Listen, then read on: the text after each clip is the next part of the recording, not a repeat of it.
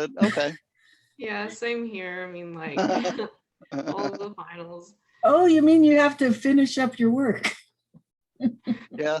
Yeah. Well, we don't have to, but we probably should. Yeah. You know, my whole life I have been on an academic calendar because I went to college, then I went to graduate school, then I came here. And although I have worked in the summer, I have lived on, semester to semester. So anyway, it's nice. Wonder what number semester this is for my life. I can remember ending in college some of these semesters. I remember one year I had an exam. My brother was sitting waiting for me to drive me back home. I went to college in upstate New York, about 8 hours away from my home, and he'd driven to come get me. Where had he driven from? I think he was on the way from somewhere to somewhere. And he just sat there waiting, and I was off taking an exam, and then, like instantly left. So, my other end of the semester fun was in graduate school. I had to take a couple languages.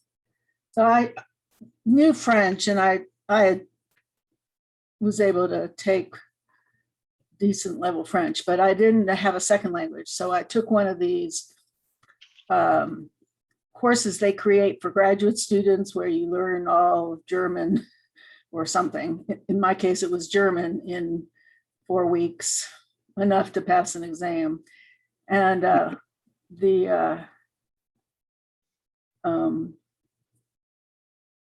so I was sitting there in this exam, and I just felt like it was so short and I had to rush through it.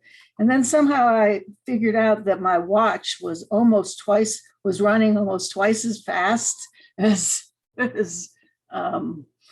it was supposed to. This is, the days of mechanical watches. And so I had just sped through this exam because that was the only clock I was paying attention to. Anyway, obviously I passed it well enough. So, and I kind of know some German. Rushing through tests is always really stressful. What? Rushing through tests is always It stressful. is. It is. Yeah. Yeah. I get flustered, and I just can't think at all. If I'm rushed, I just lock up. Yeah. I think it's math. Well, all my exams, if they weren't, fill in the blank for something like for a math test, was for blue book exams. You write longhand in the blue book, which was just kind of a strange experience. And they all look the same. You put your number on the top. All right. Well, so does anybody have any questions? Well, I'm sure I can think of one. I guess I've reversed my screen. Jay always has a question. He's on this way. Yeah, I was just can you, like, I know you've already gone through this once, but I'm remedial. So Okay. Can you reiterate or expand on what you're looking for with the reflection? I'm just looking for you to, actually kind of just mention the content, learn the things that you've actually learned, and 2, thought about how and how you learned it and how you learn best, I guess, is kind of what I'm looking for. Okay, that's good. Uh, that's a healthy. That's going to bring some really helpful perspectives back to you. I think maybe, hopefully. Yeah. Yeah. And it's not an evaluation of me. It's not really an evaluation of anything. It's trying to think about what happened and why it worked and why it didn't at times. Yeah. So Well, it was really a much better experience than I anticipated. why did you anticipate something negative? Well, up front, it just sounded so hard. I mean, it just sounded like it was going to be murder. Okay. But it wasn't. So the syllabus sounded too hard, huh?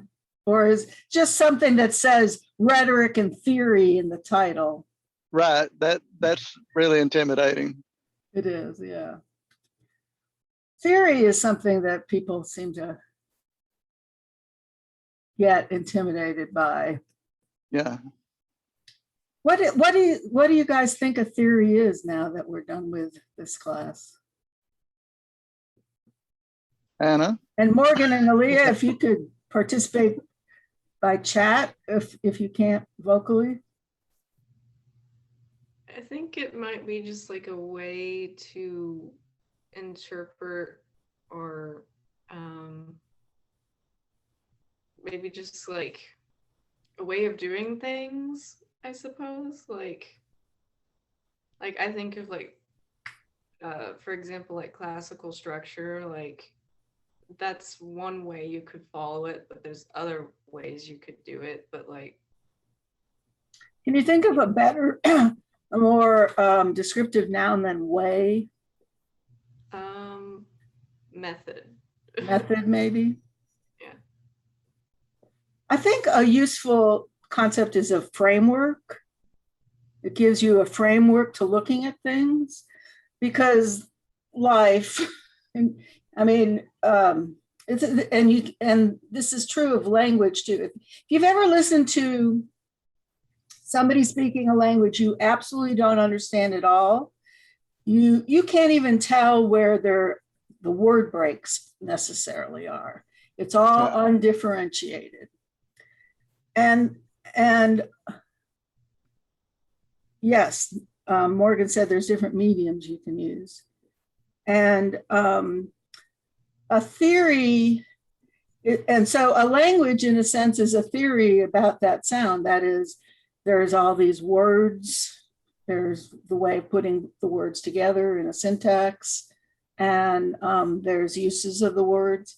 And the same thing with a theory in the humanities. A theory takes a look at experience or at texts or whatever, and gives you some categories or ways to talk about something. And so the classical template structure, I mean, it just gives you a way to see what the different functions of a text might be. Pathos, ethos, and logos. It gives you a way of thinking about different aspects of a rhetorical experience. So you're thinking about the emotions, you're thinking about the logic, you're thinking about sort of the credibility and sort of trustworthiness of what you're looking at. And without those terms, those theoretical terms, you may come up with those things, because they're not just arbitrary. But if you know them in advance, it lets you come up with them without kind of trial and error, and you can start talking about something and analyzing it.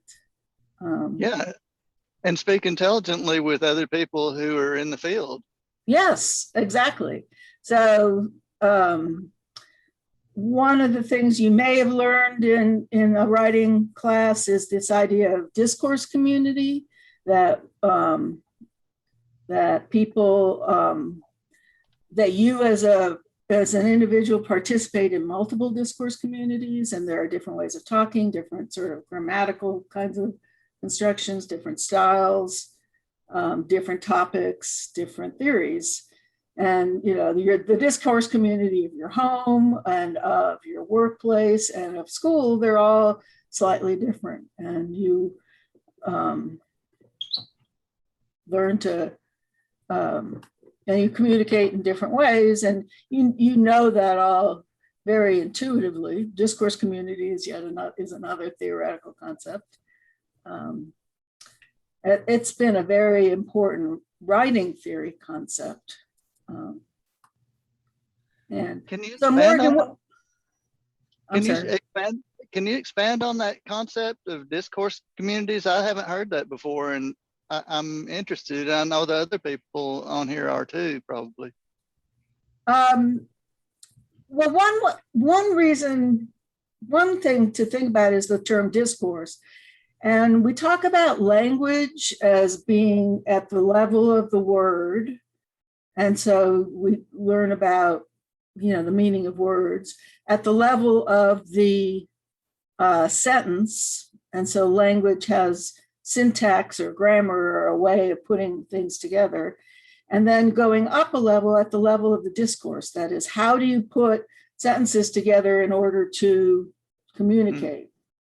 And so the next step beyond that is kind of thinking about what's the rhetorical situation, the repeated rhetorical situation of certain discourses. And so then you get at the idea of a discourse community, which is a very fuzzy general concept. It's not real specific, but I think it's very helpful. It's basically the same idea as a rhetorical situation. But the idea of a discourse community is of a repeated rhetorical situation. So there's a discourse, every community has some kind of discourse community. That is, certain rules of how you talk and don't talk. I'm sorry. Like in the Senate. Like in the, you in mean the US the Senate? US Senate? Yeah. Yeah. Yeah. That's what I'm thinking. I mean, that's the first thing that comes to mind. Yeah. I mean, there are many discourse communities that actually have rules for operation. And then there are others that have unstated rules. And, somebody might be an outsider to the discourse community and they may not really know those rules. When a person gets married or gets involved with another person, sometimes they go home to this other family. And often the way that people talk at the dinner table is very different from their own home community. And that's an example of discourse communities that might,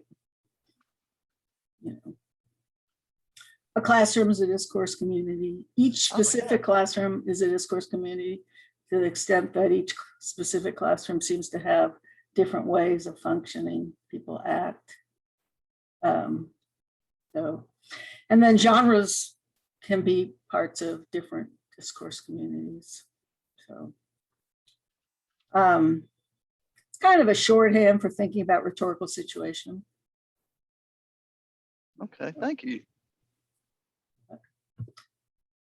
Okay, so Aaliyah and Mike are graduating this semester. Yay. And I think, Aaliyah, did you say you went to that new graduation?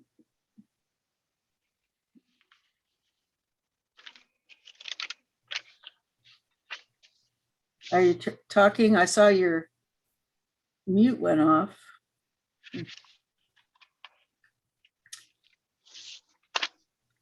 So, did you did go to the, no, you didn't. Okay, it must have been Micah who said she went. Was there anybody else graduating? Morgan has another semester. You have another year. You have another year. Yeah, I saw your mute go off, but. Is it working now? Yep, we hear Oh it. my God, I don't know what's going on. What'd you do? Just muted and unmuted. Yeah, sometimes that helps it. But no, I did not go. I heard it was actually better than everybody expected. This reminds me of a student sitting in my office who was a transfer student from a much more prestigious institution, sitting there saying, you know, this was a lot better than I expected. ULR is pretty good. This has led me to my suggestion that the slogan for ULR should be, you know, you'll end up here in the long run, so just come to start with. This is specifically for Central Arkansas kids. All right. So I was trying to think about finishing. What would be a good peroration to the semester? I didn't edit that correctly. What is a peroration? Does anybody remember? A conclusion. A conclusion in the classical terms. So this week's homework, the only homework is to finish the two, finish your argument, which should have been turned in last night. Although I did say to everybody in the conferences that you could have an extension if you needed, and then the reflection, which is due in a week. So, or earlier, you can certainly get it done then. I thought we could keep talking a little bit about this. We have hit a wall piece. I'll put it back in the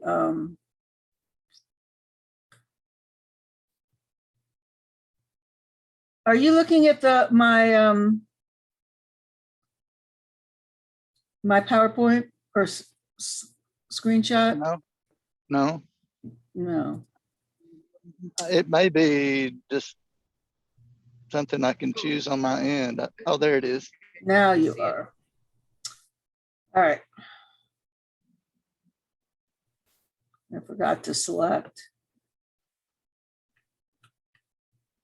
So I put the link for it again in the chat. Because we talked some about style and structure and rhetorical situation in Kairos, but we really didn't talk about the argument itself.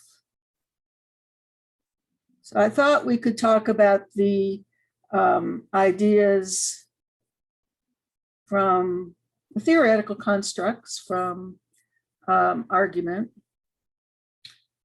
So first one is logos, ethos, and pathos. What sort of pathos could we talk about with this?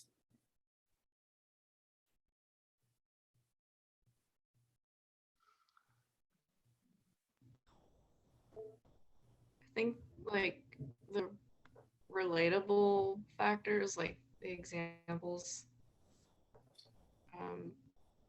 Yeah. So it's definitely designed to have a real emotional kind of appeal, and it uses lots of examples in the hope, I think, that, you know, one of these examples will appeal to you.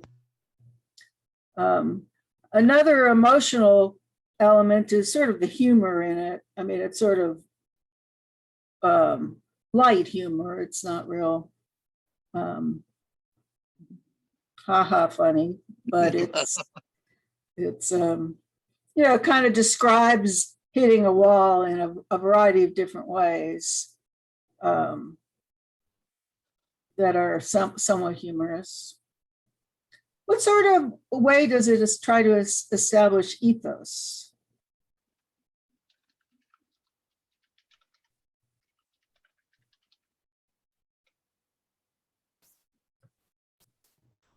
Well, it incorporated a lot of quotes from like, there were like professionals and like a wide array of people. Yeah, it has a whole group of people. I mean, to some extent, this is a report about this survey that the Times had done. And it's sort of analyzing and grouping the different kinds of comments. And then intersecting that with various voices of experts, you know, psychologists on, you know, people's loss of ability to enjoy things, ahedonia. I have no idea if that's how you pronounce it. So, and I think it establishes her own ethos a little by talking about her own sort of struggles through the pandemic.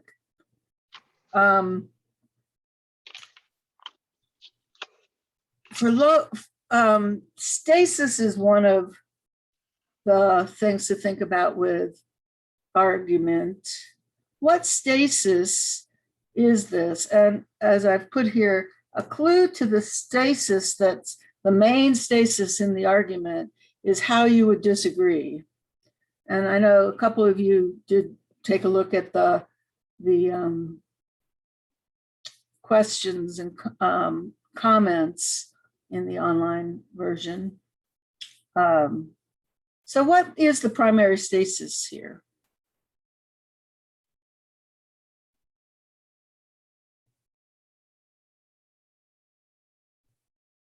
With the pandemic? With we have hit a wall, with the essay, we have hit a wall. If the writer says, we have hit a wall, that's her claim, how would you disagree with her?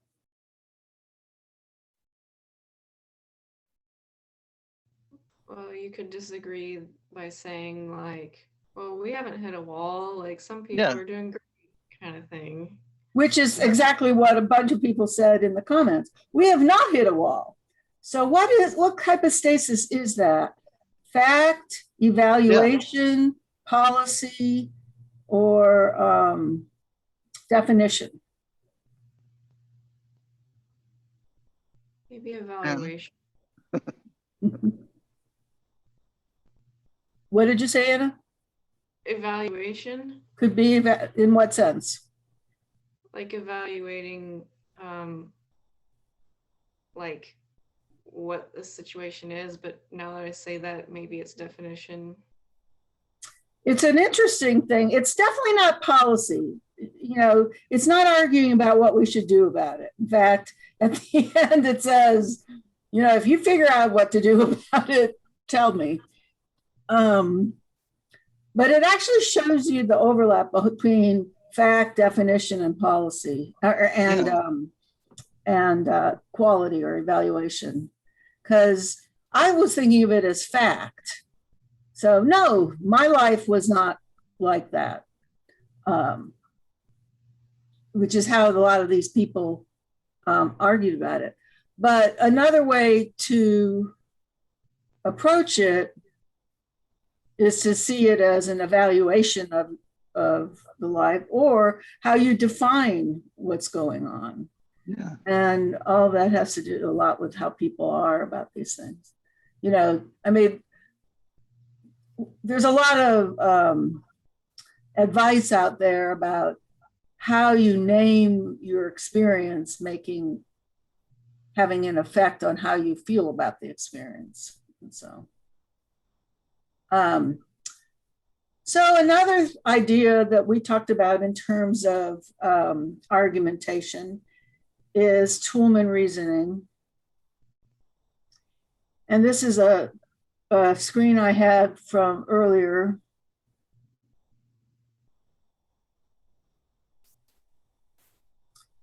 So basically, thinking about Toulmin, we first thought about the enthymeme. So an enthymeme is basically a claim plus a reason. And in Toulmin terms, that's claim because of data, or data so claim, or therefore claim. So the example I'd given in class earlier was claim, you should marry me because of data, because I will be rich. And the idea that's really special, I think, to Toulmin is this idea that the enthymeme works because there's some unstated warrant, or sometimes stated, but because there is some warrant that you share. And if you don't share it, the enthymeme probably won't work. And you can turn it around so that it's claimed because of data, or you could work more inductively, data, so claim, I will take care of you, so marry me. And again, the warrant is you want someone who will take care of you, or at least the speaker thinks you want someone who will take care of you. In another class, I came up with some nice, clean, basic Toulmin diagrams. So Toulmin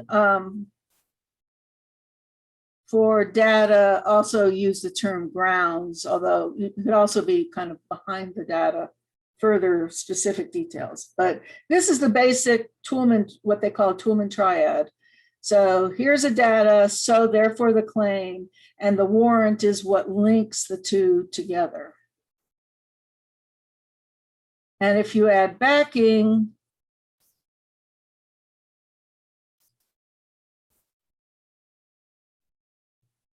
then backing is what's behind the warrant, basically the support for the warrant. And so you add that second term, and then you can add qualifiers. So where you have a qualifier that limits or restricts or puts some kind of condition on the claim before you get there. And I mentioned in, I think last week, that one of the complaints in the comment section was if she didn't write this as if everybody had hit the wall, and as if the pandemic led to all these terrible things for everyone, i.e., if she'd added some qualifiers to it, maybe it would be a more acceptable argument. So here is working out on a simple point. The weather is beautiful. Whoops. I think I have edited the wrong one there. The weather is beautiful. Anyway, we'll skip that one.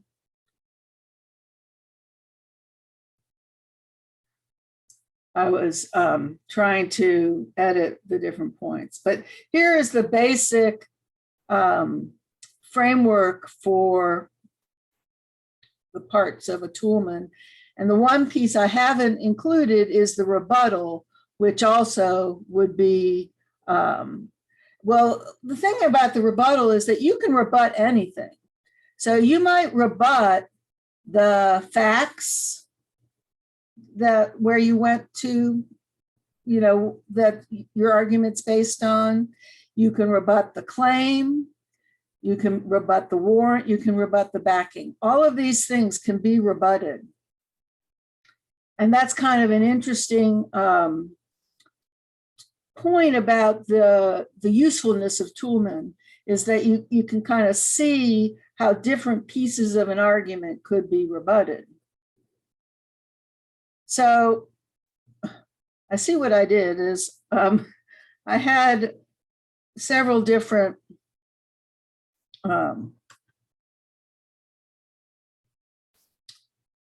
so the pandemic caused many changes such as loss. So we have hit a wall. So what would be the warrant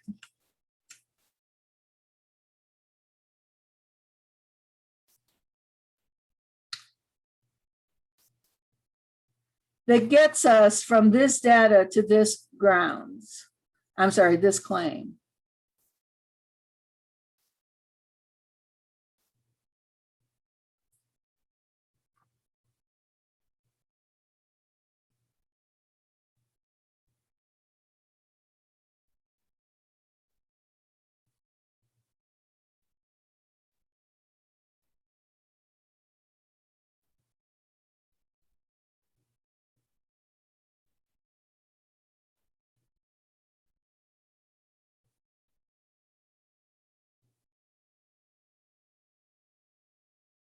Any ideas?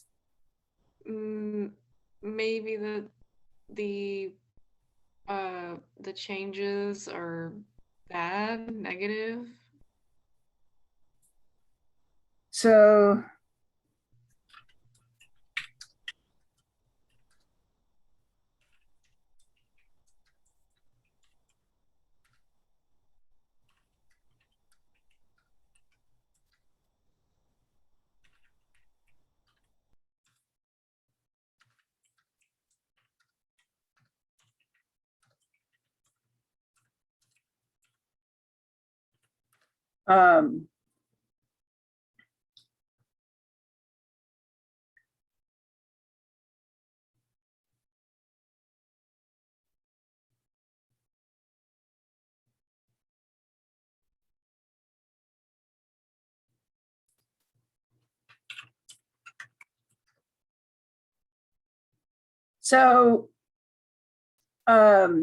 something around the idea that, you know, because there's so many different changes, so many different pivots, to use the word that was big in the spring, that just creates a very stressful, unsettling, maybe.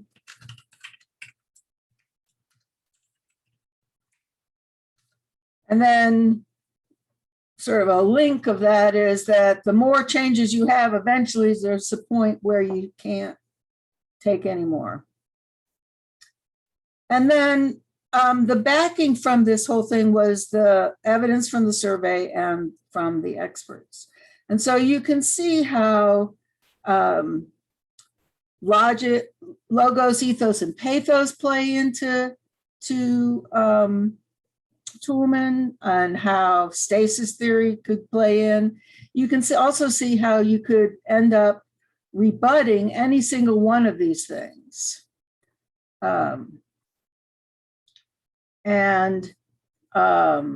You know, for some people, having changes and, you know, and exciting and not stressful, but in fact, energizing. And you could also have some qualifiers. So, I mean, one of the things that I've said over and over is how beneficial the pandemic has been and all these changes, because it encouraged the use of all these alternate technologies, which were already developed and out there waiting for us to try. but that's still, that qualifies it somewhat, but it's still, for me at least, does not, these other things, the isolation and the loss, to me, still over,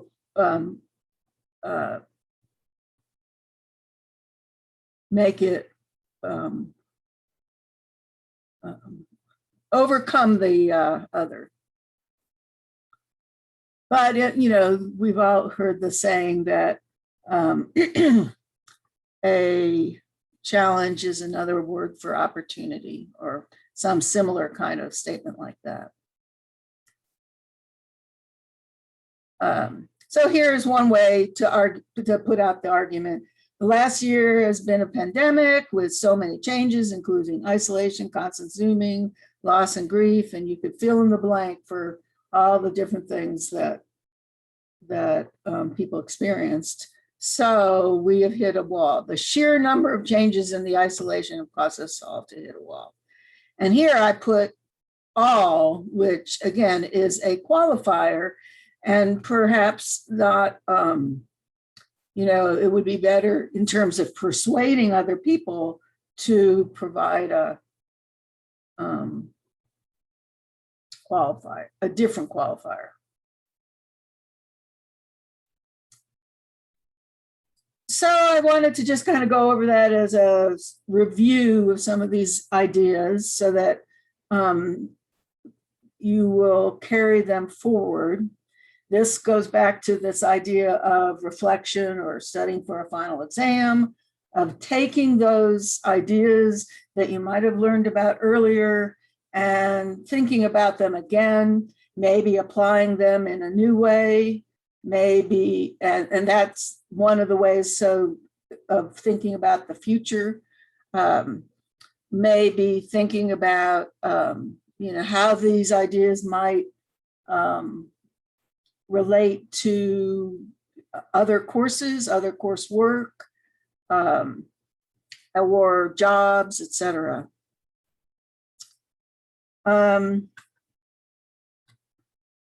Questions?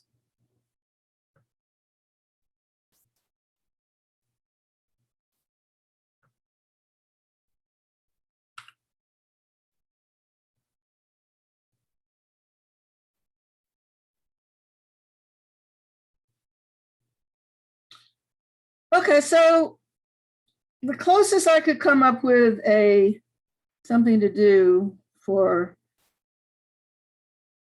this class was to do a poll. So I have a poll here. And I'd like everybody to answer.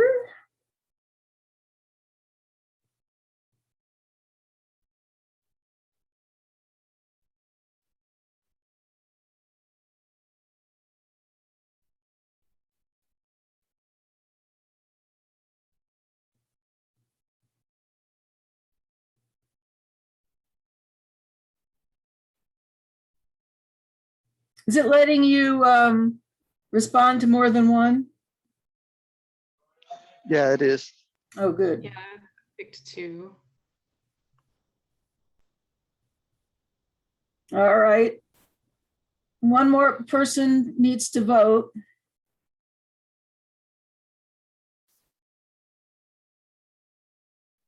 All right.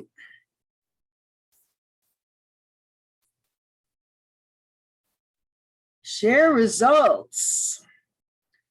Okay, so Logos, Ethos, and Pathos wins. How come? I feel like it was the easiest to understand. Yeah, I think I get that.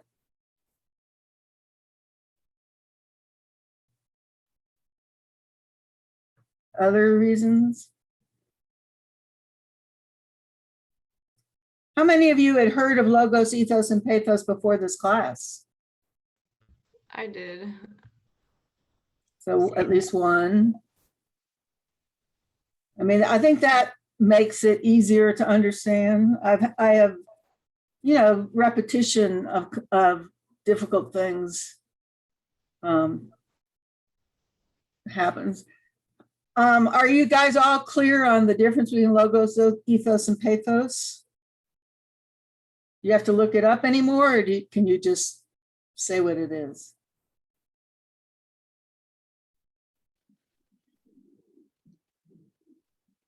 Those are the three I know.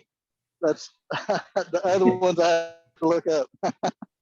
Because one of the things I often found in other classes, usually like 3,000 level classes, is that people can kind of get it, but they often have to have a glossary in front of them to remind themselves which is logos, which is ethos, and which is pathos. And as the more you work with those concepts, the more sort of obvious it is. So you're answering, Morgan, that you heard it before. Oh, and Anna said style as well.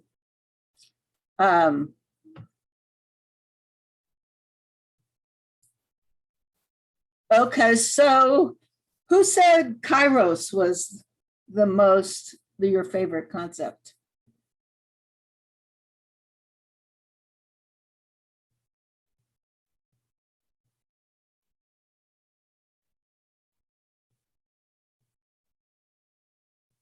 Nobody will admit to it?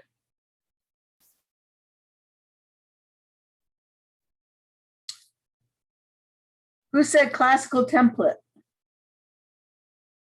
Anna? Yeah. Why is that your favorite concept?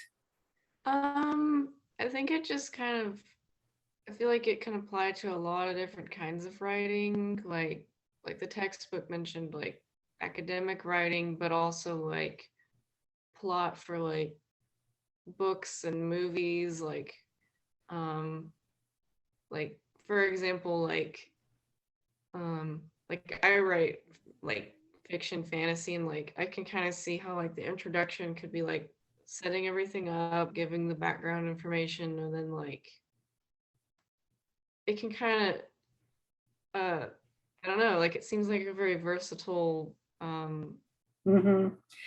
It seems very logical in itself, that's how you would, you talk about a new thing, you want to get people's attention, and then you would try to make sure that they understand enough background is needed. Then you'd say what you're going to talk about and basically talk about it and deal with conflicts or rebuttals or objections and then conclude. So yeah. How about psychology of form? Who wrote that?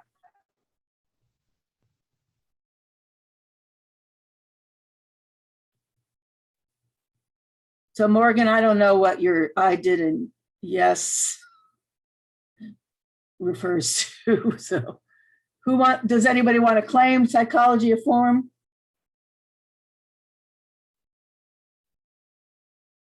How about presence?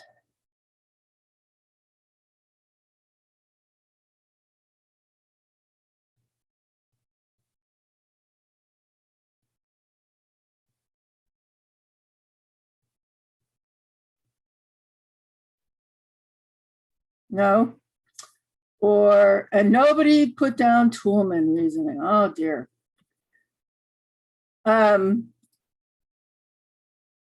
Any other terms that you really liked? I liked style. You like style? How come? Just like thinking about like I didn't know about like grand, middle, and what was the other one? Low. Yes. Like I didn't know anything about that, and like it's interesting to think about like what works, kind of like which ones are good examples of which different styles, and then like sometimes it changes, and then I always like thinking about like I write poetry sometimes, so like thinking of like rhyme and different kinds of ways to make things like sentences parallel is really fun for me. Yep. Um,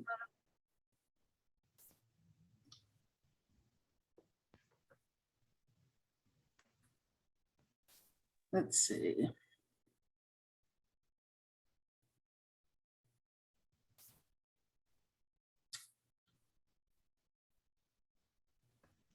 So,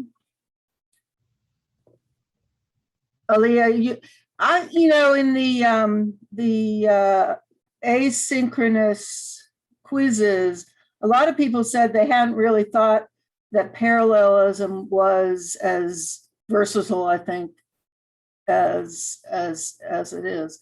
Aaliyah, why did you like parallelism? Really? I think it's like so smart. It's like a little hidden thing. It helped me with my project actually, because I struggled with that a little bit, and I noticed like one of the lines she would say is why can't you see me, over and over again, and I'm like, wait, what is she saying by this? I think it's like a hidden way to kind of figure out what the speaker's like trying to say to you. So that's why I like parallelism.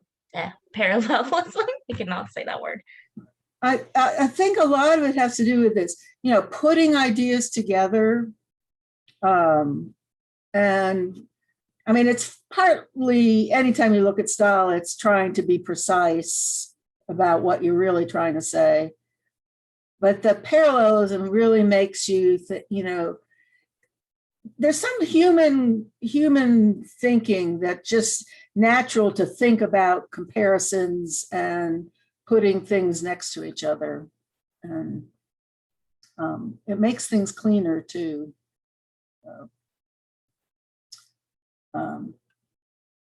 Yeah. Any other ideas that people really liked?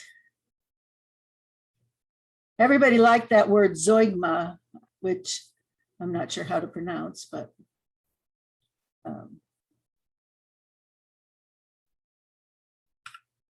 think well, so it is time to say goodbye. I feel like I should put the Barney song on, but I really enjoyed teaching this class. I learned a lot. I love teaching new classes every semester. This wasn't new, but a new version of a class every semester, because I love learning new things about it. And and I enjoyed working with everybody, both online face-to-face and online asynchronously. And I learned a lot about that whole modality of teaching. Anybody else want to say a final word, a peroration for the semester? In the fall, I will not see any of you because I'm teaching 3316, which isn't for majors and which isn't, and then I'm teaching another, this is again. But in later semesters, I hope to see you all, at least for the few more semesters that I have teaching, because I can guarantee I'll be retiring pretty soon after these couple of years, this year, but not quite yet. So, and my best wishes to all of you. And likewise. Yeah, I really enjoyed this class and I learned a lot. Ditto. Yeah. Good. Are you raising your hand? Oh no, that's my mouse. All right, I'm going to log off now, and I will see you in, at least virtually by writing, as you turn in everything. Well, some of you have already most of you have already turned in something. So. Bye. Bye-bye. Bye.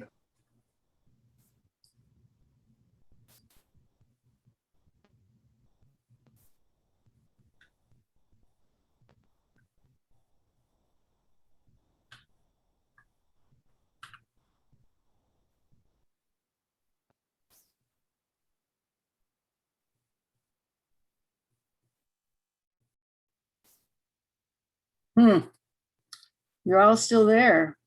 Yeah, we can't get rid